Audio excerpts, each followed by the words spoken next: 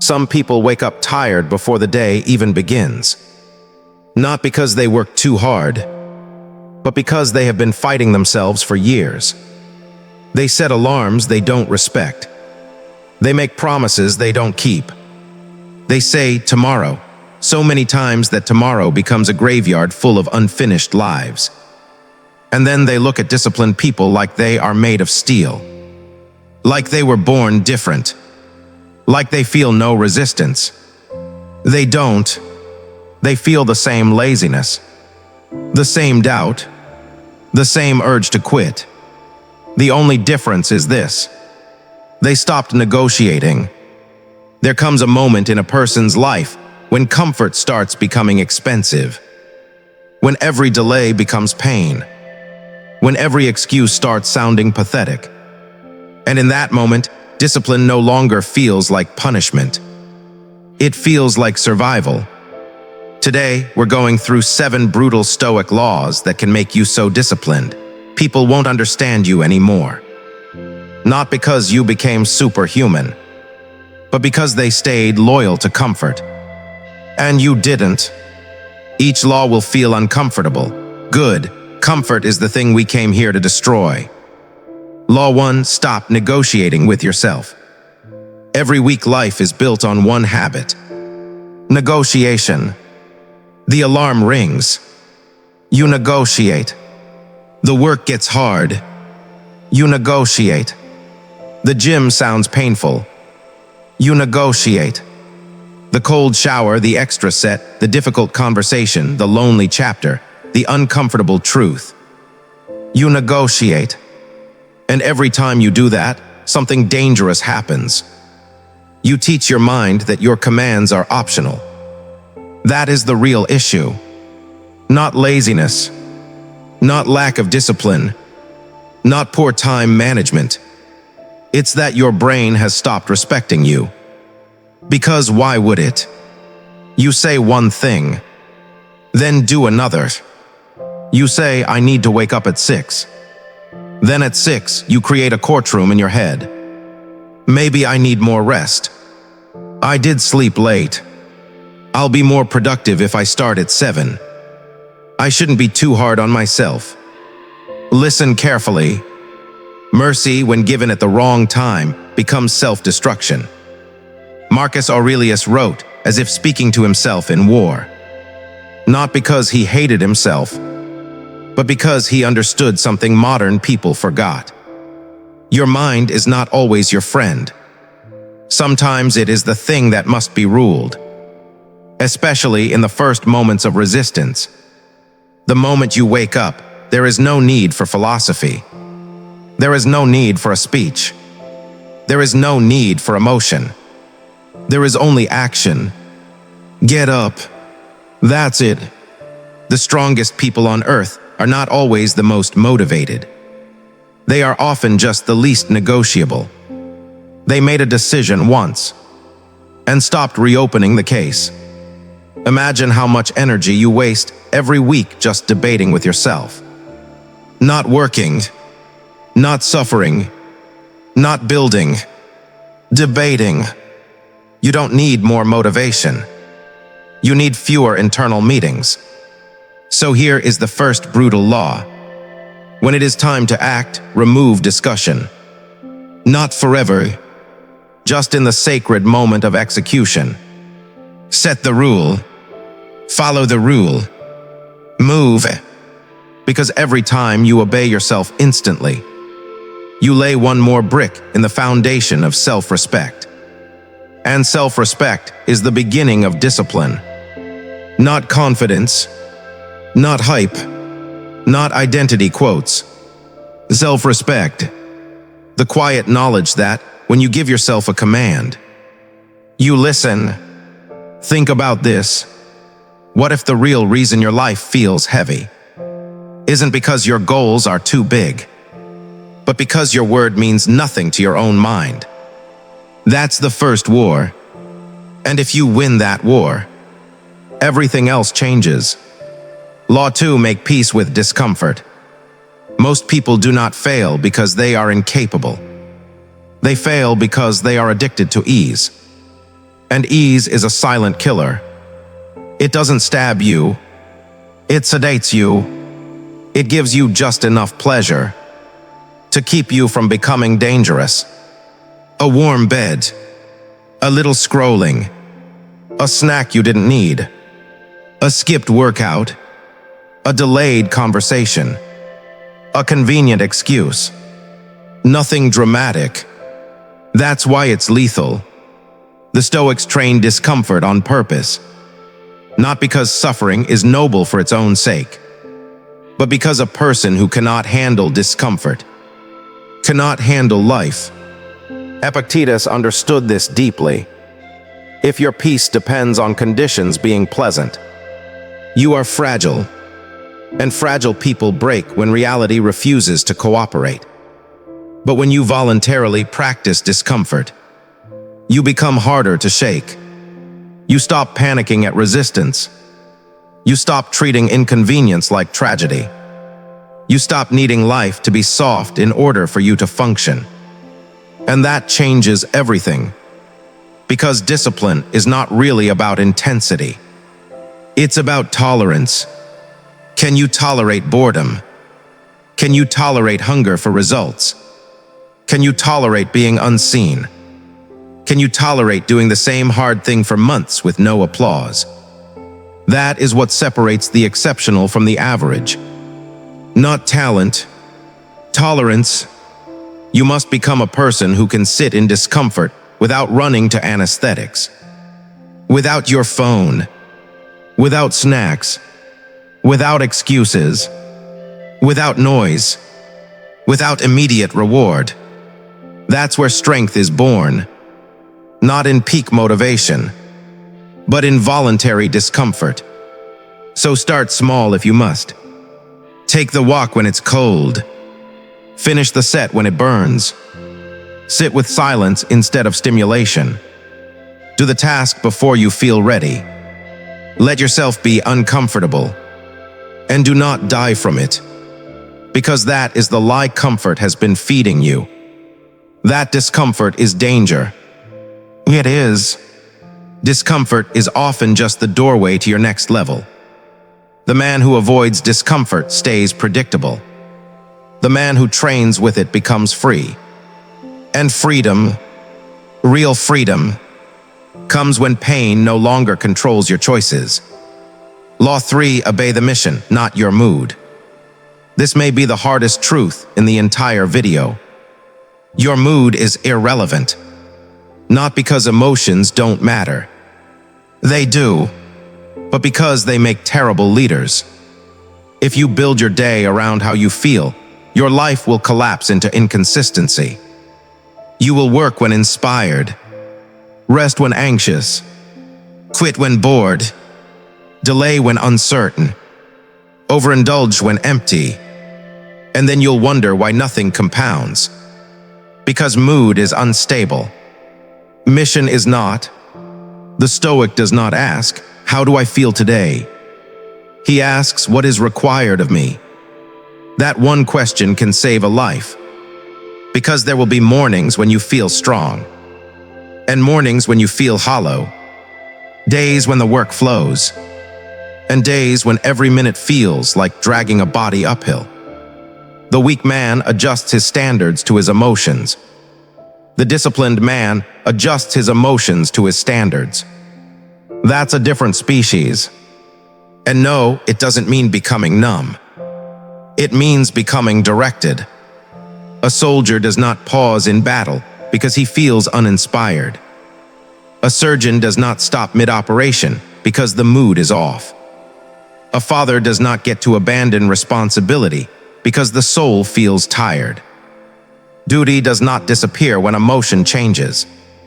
And neither does your mission. So stop asking your feelings for permission. Feelings are weather.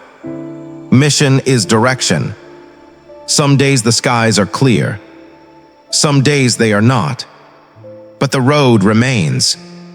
And if you learn to walk it anyway, you become terrifyingly consistent. This is why disciplined people look inhuman to others. Because the average person sees action as something powered by emotion. But the disciplined person has discovered a darker, calmer engine. Decision. They already decided who they are. Now they simply continue. No drama. No performance. No endless self-analysis. Just continuation. If it's time to write, write. If it's time to train, train. If it's time to study, study. If it's time to rest, rest with precision. Not collapse with guilt. Your mood is allowed to exist. It is not allowed to rule. That is Stoic law. And if you can internalize that, you will outperform people who are more talented than you, more connected than you, more naturally confident than you. Because while they wait to feel good, you keep moving. Law 4, build in silence. One of the most underrated forms of discipline is silence, not just outer silence, inner silence, the ability to stop announcing every intention before it becomes reality. Weak people love early attention. They love telling others what they're about to do, the business they're starting, the body they're building, the book they're reading, the new era they're entering. But there is a hidden trap in public declarations. Sometimes the ego accepts applause as a substitute for accomplishment. You spoke about it, so your mind feels like you did something. You didn't. The Stoics understood restraint, not because secrecy is always noble, but because energy leaks through unnecessary speech. Talk too much and your focus fractures. Explain too much and you weaken your edge. Seek validation too early and you become dependent on witnesses. But real transformation is private for a long time. Very private. It is waking up when no one knows. It is refusing temptation when no one would catch you. It is studying after everyone sleeps. It is rebuilding your body in the dark. It is mastering your emotions in rooms where nobody will ever know there was a war. That is where discipline hardens. Invisibility is not punishment. It is training. And if you can survive the phase where nobody sees your effort, you unlock a rare form of power. Because now you're no longer fueled by approval. You become self-fueled. That is dangerous. Because once a person stops needing to be seen, their output multiplies. They stop performing and start becoming. So if your life feels scattered, ask yourself, how much of my energy is being wasted on appearance? How much time is being burned trying to look disciplined, instead of becoming disciplined? There is a difference. One is theater. The other is war. And war is quiet. It does not need captions. It does not need announcements. It does not need updates. It needs results. So disappear a little. Let people misunderstand you. Let them think you're doing less than you are. Let your ambition mature in private. Then one day, when the body is built, the mind is sharpened, the habits are locked in, the standards are unshakable, you won't need to explain anything. Your life will speak in a voice louder than words ever could. Remember this: noise is often insecurity in disguise. Silence is what happens when a man becomes certain. Law 5, use pain as training. There is no disciplined life without pain. None. But here is where most people get destroyed. They experience pain and immediately assign it the wrong meaning. Rejection means I'm not enough. Failure means maybe I'm not built for this. Loneliness means I'm falling behind. Exhaustion means I should stop. Embarrassment means I shouldn't try again. This is the mistake. Pain is not always a stop sign. Very often, it is instruction. The Stoics did not worship pain. They extracted meaning from it. They understood that hardship reveals the structure of a person. Pressure does not create character out of thin air. It exposes it. That's why some men face pain and become bitter, while others face pain and become disciplined. Same suffering, different interpretation. So here is the brutal law. Stop asking why this is happening to you. Start asking what this is training in you. That single shift can turn grief into gravity, failure into refinement, humiliation into humility, delay into endurance. And yes, sometimes pain is unfair. Sometimes life hits below the belt. Sometimes you lose things you did not deserve to lose. But if you collapse every time reality wounds you, you will spend your whole life becoming more emotional and less effective. That's not healing. That's surrender. Real strength is not pretending pain doesn't exist. It is letting pain pass through you, without letting it become your identity. A disciplined person still hurts. They just refuse to waste the wound. They learn from it, shape from it, harden from it. Think of iron. It does not become a blade in comfort. It becomes a blade in fire, pressure, and repeated strikes. Why should you be different? Maybe the pain you're in right now is not proof that life is against you. Maybe it's the exact pressure needed to remove the weak parts of you that comfort has been protecting. And maybe the version of you you've been praying for can only exist on the other side of this fire. So endure, not passively, not like a victim. Endure with attention. Study your suffering. See what it reveals. See where you break. See what you run to. See what your pain exposes about your habits, your attachments, your fears, your ego. Then use that information. Pain can either make you more fragile or more precise. Choose precision.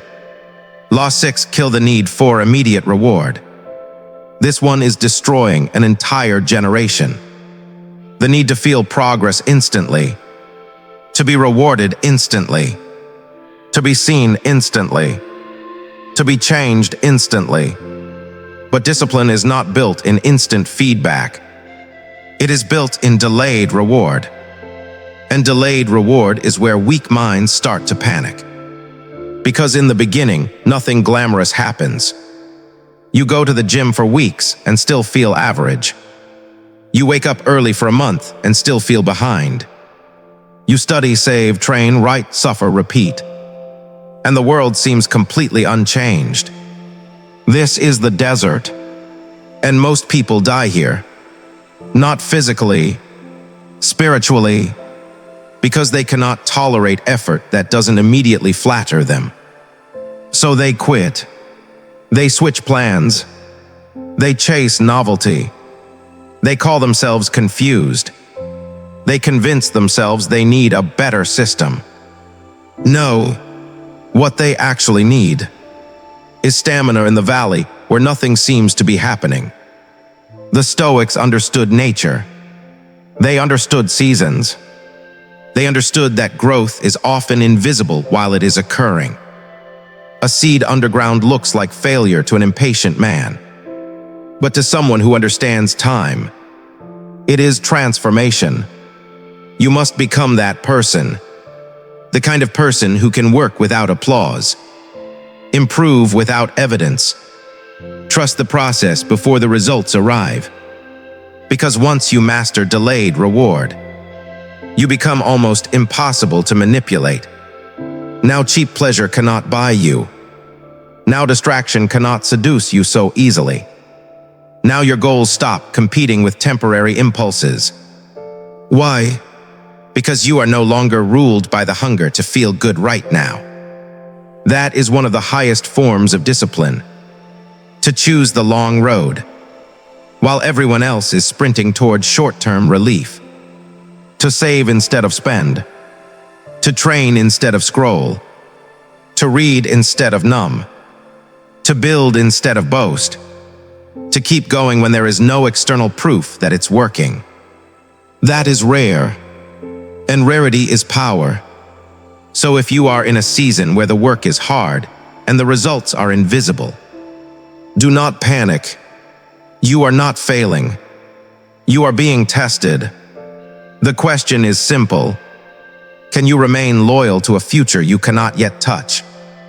If yes, you are already becoming different. Law 7, remember that you will die. This is the darkest law, and maybe the most liberating. The Stoics practiced remembrance of death, not to become morbid, but to become awake, because nothing cuts through nonsense like mortality. You will die, not metaphorically, not someday in theory. Literally, your body will fail. Your name will fade. Your excuses will not survive you. Your delays will not matter. Your fear of embarrassment will look laughable from the edge of death. So why are you still hesitating? Why are you still acting like there is endless time? Why are you still protecting a comfort that cannot protect you from the only certainty in life? Death makes discipline urgent, not because it creates panic, but because it restores proportion. Suddenly, wasting years becomes intolerable. Suddenly, petty distractions look vulgar. Suddenly, comfort loses some of its charm. Because you see it clearly, you are spending a non-renewable life. Every lazy morning costs something. Every compromised standard costs something. Every day you betray your future for temporary pleasure costs something. And one day the bill arrives. This is why the disciplined person can look almost inhuman. He has accepted what others keep trying to forget. Time is not waiting, so he moves with seriousness. Not frantic energy. Seriousness. He trains because the body is temporary. He speaks carefully because words are limited. He loves deeply because people disappear. He works because potential means nothing in a graveyard. He stops postponing because one day there will be no more postponement available. Memento mori. Remember you must die.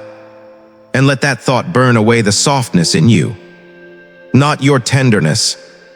Not your humanity. Your softness. The softness that keeps saying later. The softness that seeks comfort over purpose.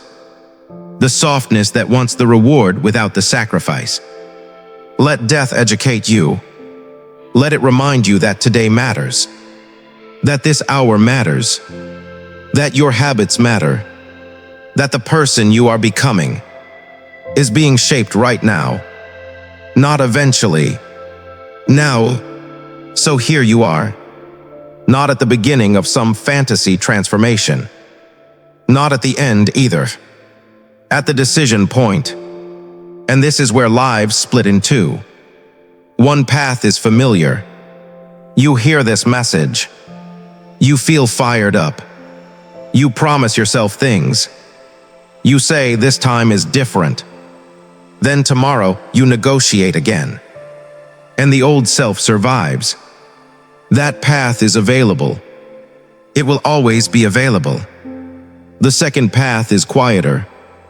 You finish this video and do something immediate, something small, something real, something without drama. You clean the room, delete the distraction, go for the run, wake up on time, write the page, do the work, keep the promise, and then you do it again tomorrow. And again when it's boring. And again when no one notices. And again when life feels unfair. And again when the mood is dead. And again when doubt whispers that none of it matters. That is how the inhuman life is built. Not by one burst of intensity, but by repeated acts of obedience. Day after day. Mood after mood, season after season, until eventually people look at you and say, "How are you this disciplined?" And they won't understand that what they call discipline was actually grief, boredom, solitude, repetition, pain, sacrifice, and self-respect. Compounded over time. They'll call it talent. They'll call it obsession. They'll call it luck. They'll call it extreme. Because most people need a mysterious explanation for what they refuse to practice. But you'll know the truth. You simply stopped betraying yourself.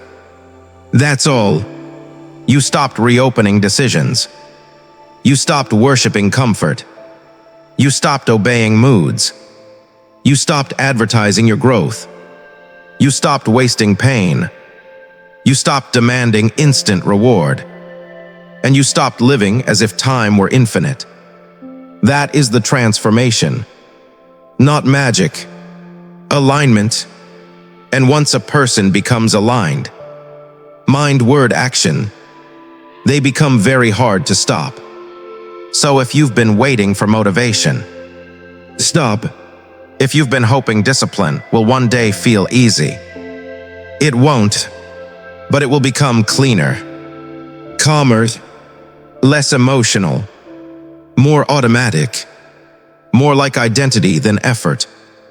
And one day, the things that used to require a battle will simply be who you are. That is the reward. Not applause, not perfection, not becoming some machine. Becoming trustworthy to yourself. That is one of the rarest forms of peace a human being can ever feel. To know that when life gets hard, you will not abandon yourself. To know that when pain arrives, you will use it. To know that when comfort seduces, you can say no. To know that when the world gets loud, you can remain steady. That is Stoic discipline. Cold, quiet, brutal, beautiful. So from this moment on, be harder to tempt, harder to distract, harder to break. Move like a person who has remembered what matters. And the next time your weaker self whispers, later, answer with one word. Now.